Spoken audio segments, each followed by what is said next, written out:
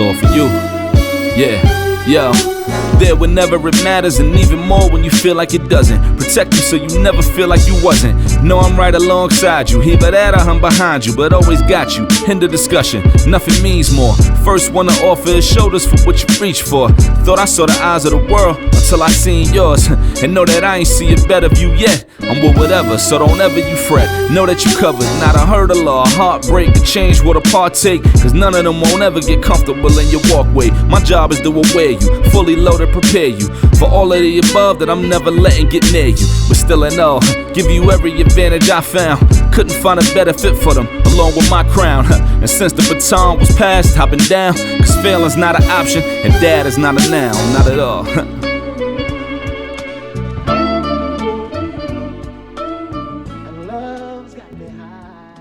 Hey, what's going on, everybody? My name is Ishmael from Dad Is Not a Now. Good morning, good morning, good morning. I have a special guest with me today. I don't know if he's gonna like me, be happy for me using this term. He is a legend in the world of ping pong. He's a man of many talents. I have the one and only Wally Green. What's up, brother? How you doing? Hey, what's up, man? How you doing? And by the way, I love the word ping pong. I'm actually a huge advocate of the word ping pong.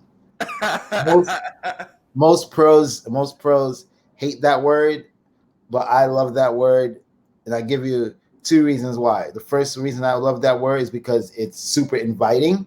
Ping pong, everyone knows it around the world. I'll give you three reasons why. The second reason why is one of the most one of the historical moments in American history is called the ping pong diplomacy. And the third reason why, which is the biggest of all, is that the best in the world by far, without a reasonable doubt, is China. And China has never used the word table tennis. They've always said ping pong. So those are the three reasons why I love the word ping pong. Thank you. But what about the word legend? Legend, I like that word too. Yeah. But I appreciate you for coming on with me. Let's start from the beginning. All right. Born and raised in Harlem, right? Well, Brooklyn. Brooklyn, my bad. Brooklyn. Born and raised in Brooklyn, right? Yeah. Tell me how it was growing up in Brooklyn.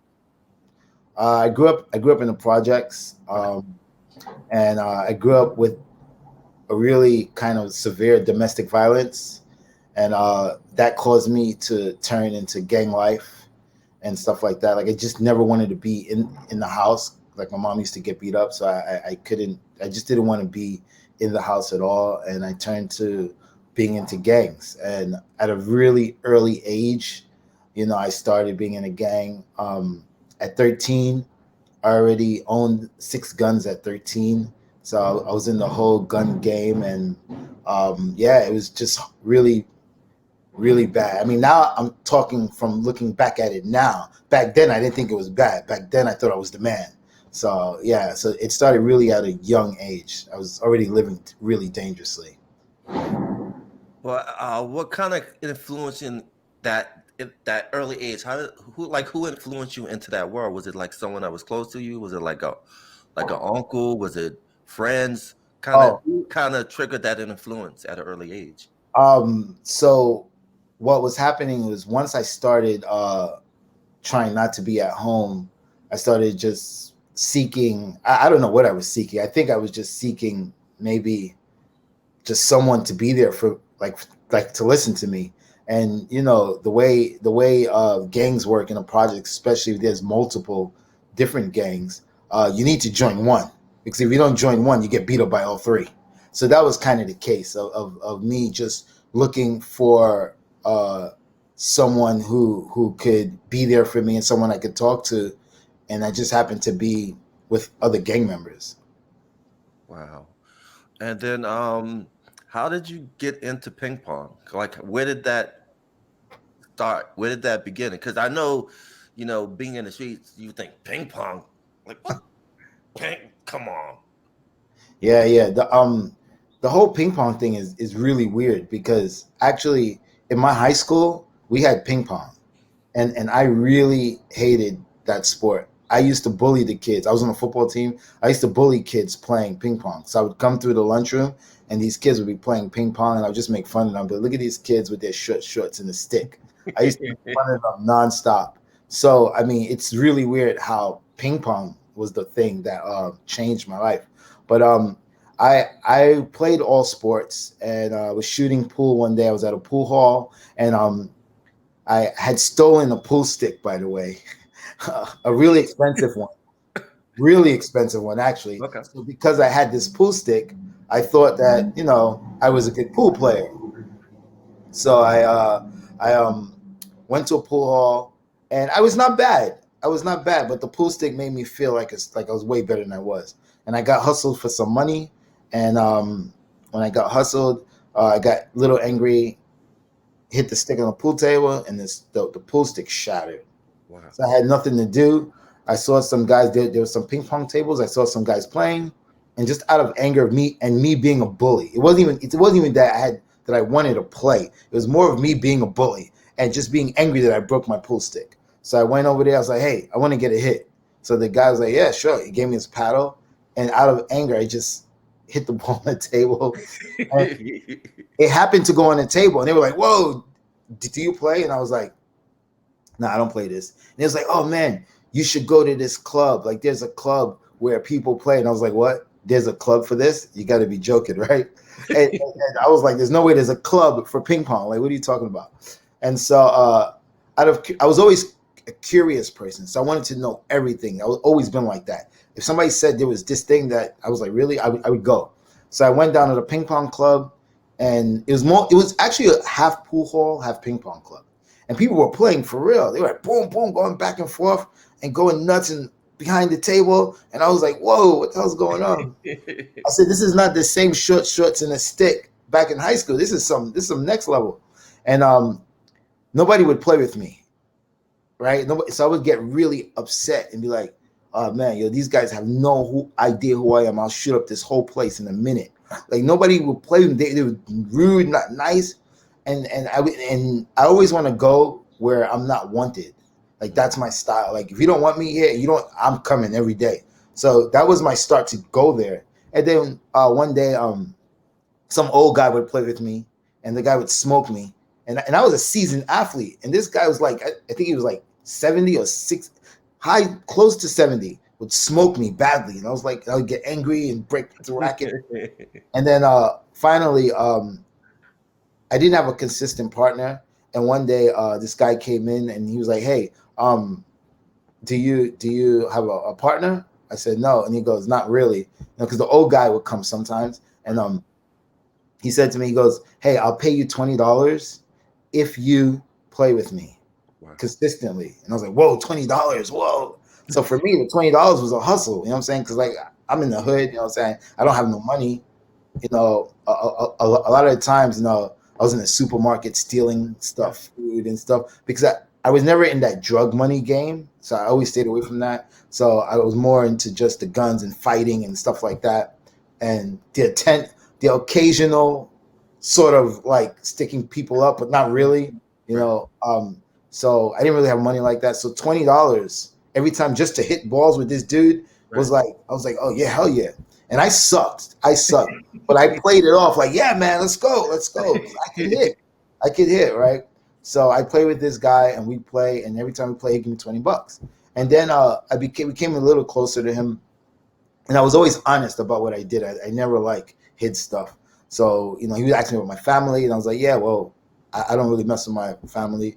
I live with them, but my gang is my family. And he was like, gang? And, you try to explain to people, but if they never lived that life or they don't know anyone in that life, they for them, it's a TV show. Like, they can't understand.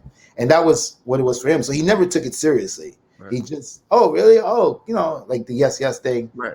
Ping pong. And one day I went to the club, and we met, and a 22 caliber fell out of my bag, right in front of him.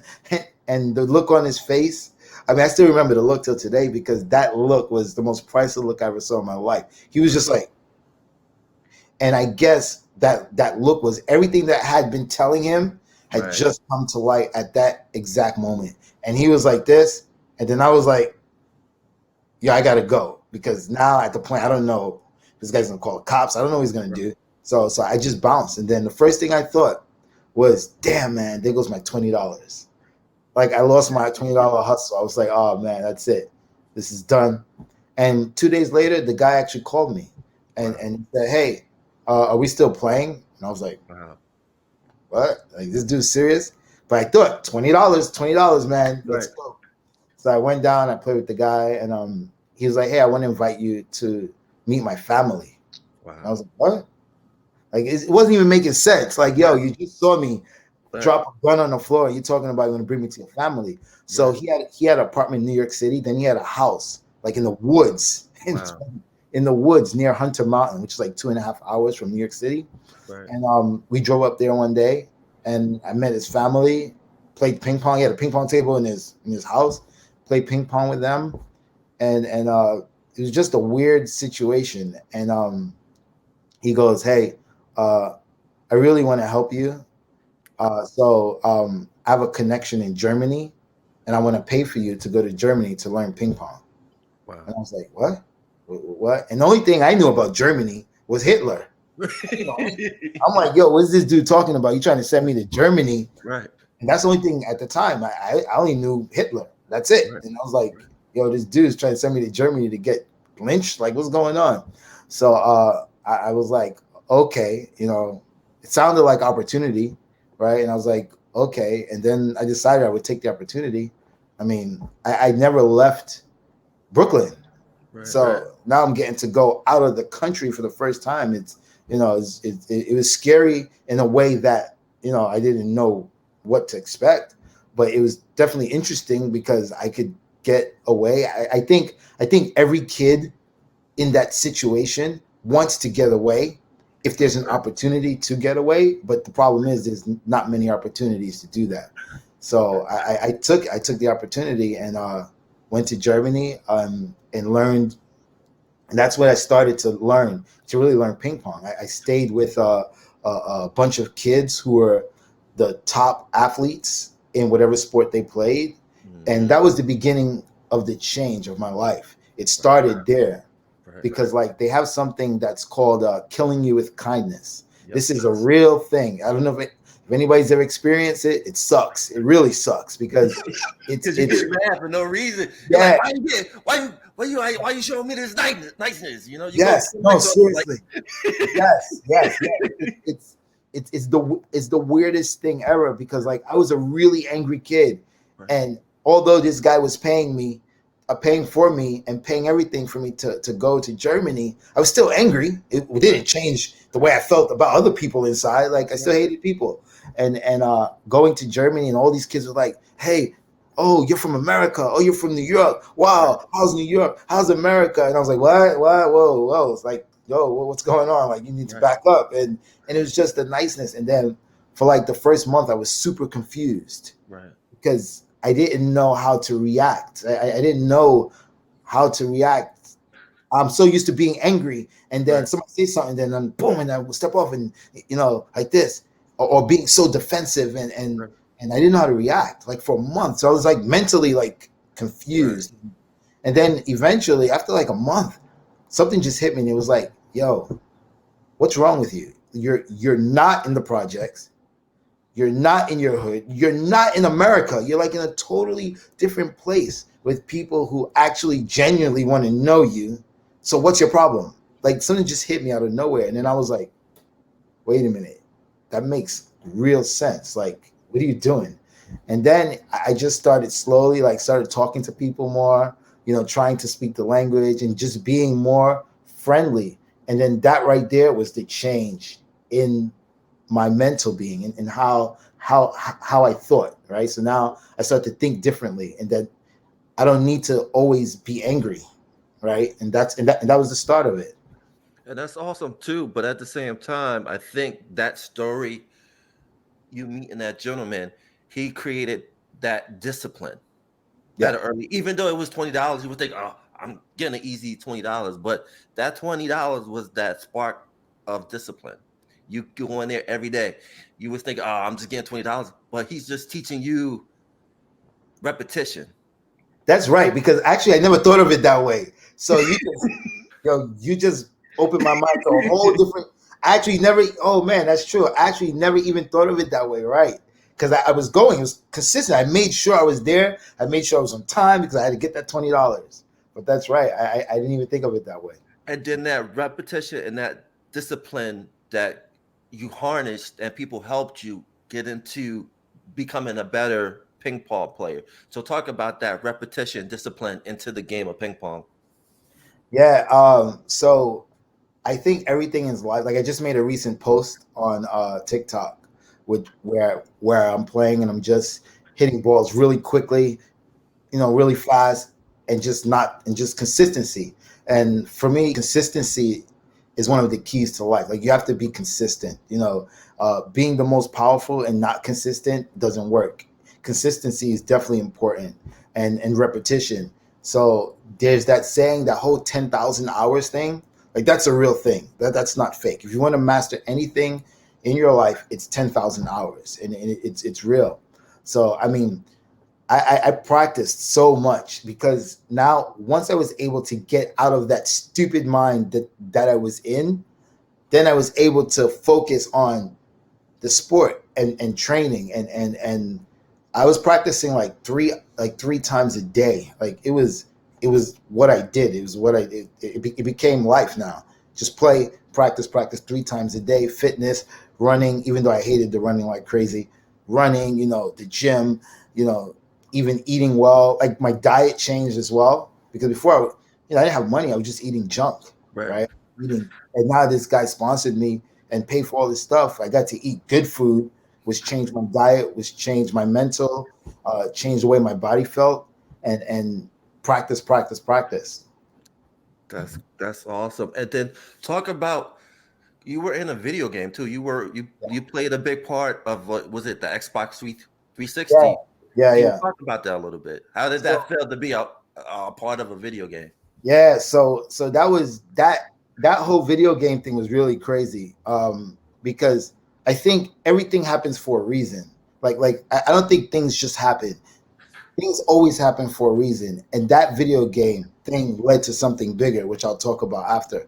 So I was already back from Germany, and I was playing quite well, and I was playing a competition in, where was it? I think it was in Chinatown. It might have been. And I was playing this Chinese kid who just came from China. Actually, it's so funny. And me and this kid were battling it out, right? Right. And every time the kid makes a point, the kid goes like "cho," which a lot of Asians, well, mostly Right. Chinese, use this "cho" as mean. It's actually really no meaning. Right. But it's become a trend, and, Okay. and it's sort of like saying yeah. And at the time, I didn't know about this trend of "cho." And I'm like, "Cho, what's this guy talking about cho?" So every time I made a point, I was like, "That's it, boy. That's Right. it. That's it. Kick his butt. This boy's down." I was talking mad trash, right? Right. And there happened to be Rockstar Games. Okay. Rockstar Games was there, and they were scouting at the time. So I didn't know they were there. I don't think anybody knew they were there.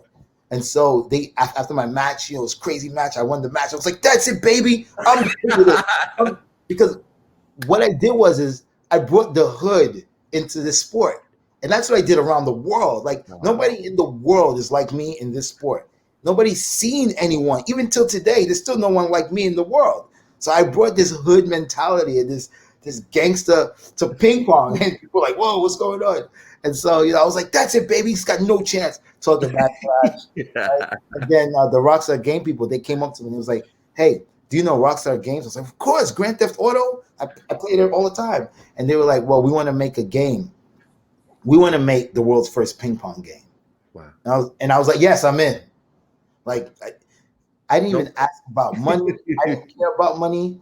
I was like, "Yes, I'm in." And I specifically remember there was someone else with me, and I still know that person till today. And the first thing that person was wondering about, well, how much you're gonna pay me type thing. And I was like, I wasn't even on that. I was like, "Hey, Rockstar Games is big."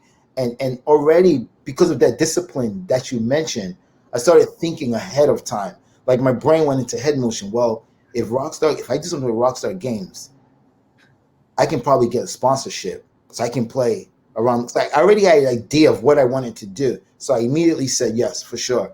And I went. I worked with them. I did 90% of the motion capture of the characters, and this game, it beat. Listen, I think it was 2008, if I'm correct.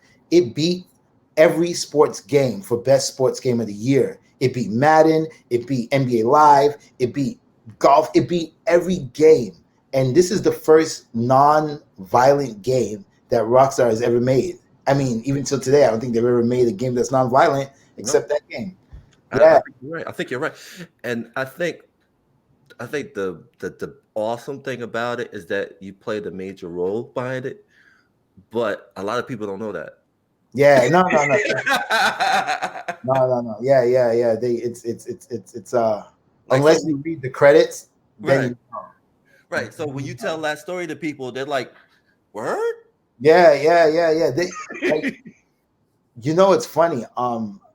I was searching something on my name online. I forgot what I was searching, but sometimes I Google myself, like just to see if there's some articles that I haven't seen yet. And I found out I have IDMB page, and I was like, "How do I have a?" People have asked me many times. I said, "No, I don't have that." And I checked, and it was for that game. Actually, that's one of the things. I mean, I did a TV show a long time ago, but that game came up, and then I also did. So because of that game, right? Because of that game, that I made that game, did the motion capture. I wanted to play around the world for the US team, right? And you need money to do it. It's really expensive to play this sport international. It's going to cost you at least minimum is $2,000 for each competition that you're going to play. We're talking about hotel, because you're going to spend at least 5 days. So we're talking about hotel, food, entry fee, flight, everything. And I spoke with Rockstar. I said, "Hey, listen, do you think you guys could sponsor me to play the World Tour, Pro Tour?" And they said, "Well, come up with a business plan. We see what we can do." So I put everything. And it's the first time that I ever made it. I didn't know what a business. I not a business plan. I come with a sponsorship. Right. I didn't know what that was. I just went online, tried to figure it out. I didn't know what to do. So I said, "Okay, let me just put how much I need for everything." And I did that, and then they sponsored me for 2 years. I got to travel all around to every major country in the world and play the sport, and that's how I got the sponsorship from Rockstar Games. And it's crazy, like we were talking about before, it started with that $20 bill, if you think about it. Yeah. To now. But talk about your experience as, kind of a rare Black athlete in ping pong, because you don't see a lot of yourself there. So can you kind of talk about how the world kind of look at you? Can you kind of talk about the positive as well as the negative side of it? Yeah, when I first, I actually remember my first pro tour. I remember the first pro tour I played was in Germany. It was a German Open, and I got smacked hard because I was super nervous. And I've been training every day, but I was super nervous, and my hand was always shaking, and I got smacked. The second pro tour was the next week, was in Rotterdam in Holland. And first match, I get smacked hard, I think by a Russian. The second match, I get smacked by England hard, no chance.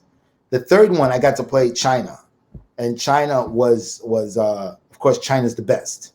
And it wasn't that I had the skill to play, but my game wasn't put together yet, and so I was getting smacked. So anyway, I was playing against China, and was getting smacked again badly. And then my German friend, I had made some friends, of course, prior. My German friend he's very funny. So I was teaching him about the hood, right? I was sharing to him what goes on, because he asked me what goes on in the hood, like what's the hood. Right. I was explaining to him, this is what goes on. This is the character of the hood. These are kind of things that we do. So I was sharing where I came from while he was teaching me about Germany, and this is what they do. So we kind of sharing our culture, and I told him I had a lot of Jamaican friends, and we used to go bop bop bop bop, right? So I told him this. So when he would play his matches, and he was top 50 in the world, he would go bop bop. He would do this. So it was really funny. So when he saw that I was playing and I was just like in a bad head, and Right. he said, Wally, come on, Wally, pop. So he told me this, and I was like, yeah, you know what? I gotta bring some gangster into this match right now because this is not good. So I made this quick serve. It aced the guy, and I was like, bro, that's it, baby. Come on. Yo, listen. This Chinese dude, he didn't even know what to do because he's never seen this before. No one's never seen this before. I started getting loud and like, that's it, baby. Come on. And all of a sudden, I took a game from China, which is it's impossible. And everybody was wondering who the hell is this American black dude acting all crazy taking a game from China. And you know, at one point the score was 3-2, and I was leading 9-6. It could have been 3-3. And everything, I was in his head. I was all in his head, like all in his head. He was scared. He was like nervous because I was like loud and making points and that was the first time where everybody knew who I was because everybody was like, when I say I was so loud, you could hear me miles away. And everybody was like, whoa, who's this crazy dude, man? Like, what is this? Because nobody's never seen that before. Right. Like, people make noise, but it's mostly like, yo, yeah. But I was literally like, that's it, baby. Come on. This guy can't beat you. Can't beat you. Talking mad trash. And people, a lot of people were like, whoa, this is nuts. And all the top players in the world started to know who I was. I don't think that there was any negative part of that. Maybe, I mean, and if there was, it was probably the lower players who couldn't concentrate because I was so loud. But I think I brought something into the sport that they never had before. And it was this real excitement and this real, I'm going to do it. And very, very different. And because of this, I became one of the most popular players in the world. Like everyone, I wasn't the best. And I wasn't the best. By far, I wasn't the best. But everyone knew me. If I walked into the hall, the Chinese national team were practicing, they saw me and they said, hey, Wally.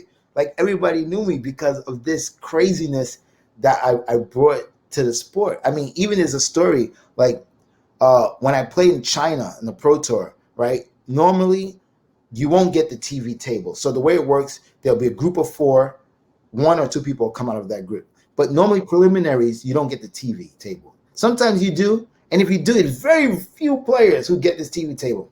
When I'm in China, for some reason, I get the TV table. I'll get it in preliminaries. I'll get 2 times. It's impossible. And so one time I went up to him and says, hey, listen, I don't want the TV table, please. Because everyone's better than me. Of course, I started this sport at 18 years old. People start at 3. Everyone's better than me, right? It's bad enough I'm getting my ass beat. I don't want to get beat on TV. But people don't need to see this. So I went up to him and says, hey, can you please change my table to another table? Because I just played on a TV table. And it's like, no. I said, listen, no, really, I don't want to be on TV. They said, no, Wally Green, you are good for TV. I said, getting my ass beat on TV is not good for me. But then I realized, I was like, wait a minute, yo, you got something. Because every player wants to be on the TV. And these players are better than you, but they want you on the TV. So then I started figuring it out. Oh, wait a minute. I got something else. I don't have to be the best player in this sport, right? I can focus on being the most popular and just keep playing well. Like you don't want to get killed because no matter how popular you are, you'll be known for the guy who got killed all the time. So I started just changing my goals in how I approach the sport. And it took off from there. And I think that's the awesome thing is that you studied the psychology of the game, right? When people think you're crazy, it's just celebrating. And what I know about, a little bit about ping pong is it's just a straight focus, not really celebrated when you do something good. It's just, all right, you move on. You brought excitement to it. Yeah. And I think that's the most important thing is that's why they wanted you on that TV table because you brought more people to the event, more people to watch it on TV because When you watch sports or any sports, you're more inclined to get entwined with the celebration. Like if someone hits a home run or makes a ridiculous dunk, it's the dunk, but also the effects after the dunk. Like Right, right. teammates go, oh, the Yes, fans, ah, you see yes. hashtags everywhere, and so I think that's the big component of it. It's that psychological element. And I think what you did is you mastered that in ping pong. Yeah, yeah. I'm very good. The my mental is really good. Like I use a lot of mental. Like when I'm playing against other people, like I do a lot of crazy stuff. Like for example, let's say I'm gonna serve, right? I might bounce the ball on the table, hold it. Then I look at the guy, might stare at him for a little bit, right? And people, what happens is people start thinking like, what else is this dude doing, right? And but it's all mental. I try to use a lot of mental because, like I said, people start at 3 years old, so I needed to use more mental to compete. You know, along with the skill and training, but my mental was a lot stronger than a lot of the guys who were really good. And then I know you take this position very seriously. Talk about being an ambassador of ping pong. Talk about that. Yeah, my whole goal, like once I figured out the goals of this sport and what I wanted to do, like I realized like I can't beat these guys. I can win some matches sometimes, but these guys, for me to think that I can beat these guys means that I don't respect them Right. because they've been doing this all their life. I come at 18 and want to beat them. No, it doesn't work like that.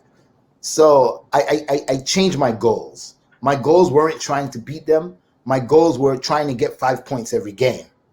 Then my goals went from trying to get 5 points. Let me take one game out of four. If I can take, and I truly believed in my head that when I made my goal, I won this match. Right. So people would think I was crazy. Seriously, it was, I would lose 4-0, 4-0, but 11-5, 11-6, 11-5, 11-6. And I go, that's it, baby. That's it. People are like, what's wrong with this dude? Like, he just lost. But I didn't. In my head, I won because I made a goal and I accomplished my goal. So then it went from that. It went from let's win one game out of four. So each small goal led me to actually winning matches. But my first goal was like, yeah, I can beat these guys. I'm going to win this match. Nope, didn't work out like that. And so then I started figuring out, you know what? I can make this sport cool. People think ping pong is like this girly, like sport that real men don't play. And trust me, I was on a football team in high school, and I thought the same exact thing. So whoever thinks that, I get it because I was the same guy. And then I realized, you know what? I got something different than everyone. I want to make this sport cool. I want to make it cool. I want kids when they look at me, like, oh man, that guy's cool. I want to play that sport. And that's where the whole ambassador thing came. Let me try to change the sport and make it cool. And by traveling all around the world and just being that hip hop guy that plays ping pong, people started to see it and they started to embrace it, and kids started to say, oh wow, this sport is cool. I used to use this Chinese, so there's so many different kinds of ping pong rubber that you put on your paddle. There's so many different kinds. And but if you want to generalize it, you'll have your Chinese and your Japanese, right? That's the two kinds, right? Chinese is going to be really hard and tacky.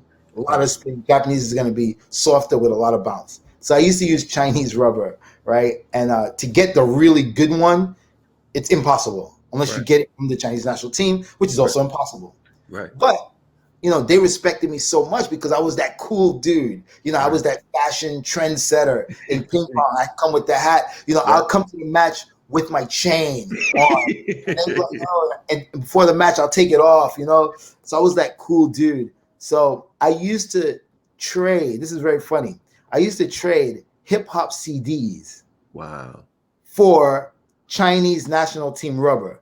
Now, it's impossible to get this rubber unless you get it from the players, and it's also impossible to get it from the players. Like, they don't want to give it. Right. So, but they thought I was so cool that there was one particular player that I used to make hip hop CDs for him.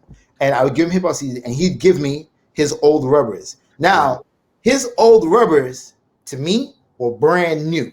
because the Chinese, they would change that rubber in a week. Right.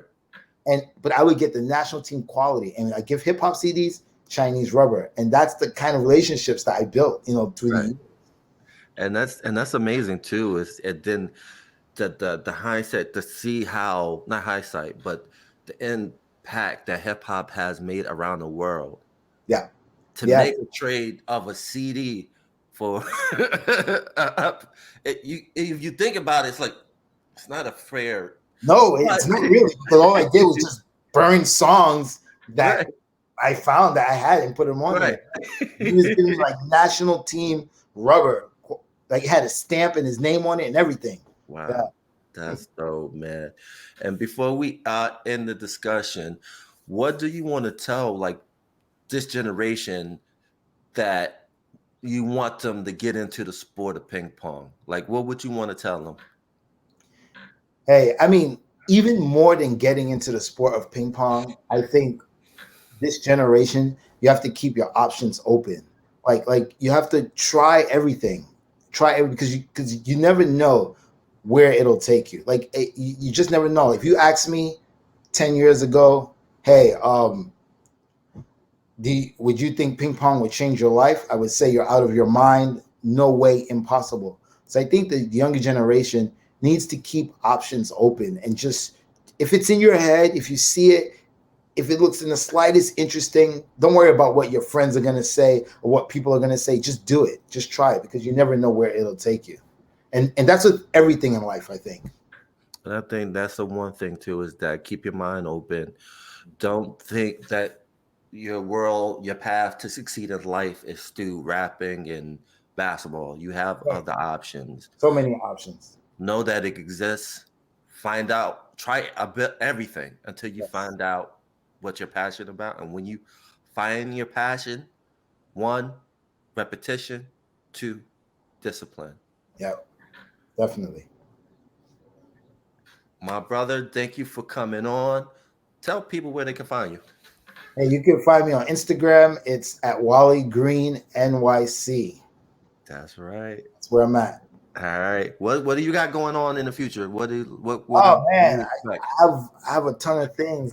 I'm working on a book, autobiography titled "From the Pistol to the Paddle." Talks about my life from that crazy kid we spoke about all the way to my North Korean diplomacy. So that's one thing I'm working on. I'm also working on my documentary, which is called My North Korean Ping Pong Diplomacy, about when I was in North Korea and doing my diplomacy for world peace. So those are the two major things I'm working on.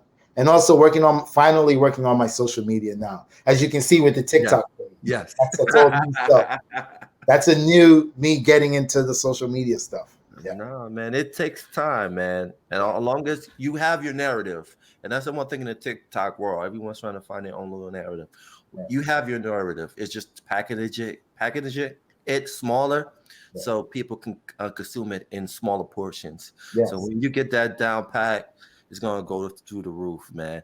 And again, thank you for coming on. And when those drop, please come back on, because I think that conversation about your travel to North Korea would be a conversation by itself, because I know there's a lot you want to talk about. Yes, definitely. And we are out, people. Peace. Thank you very much. Appreciate it.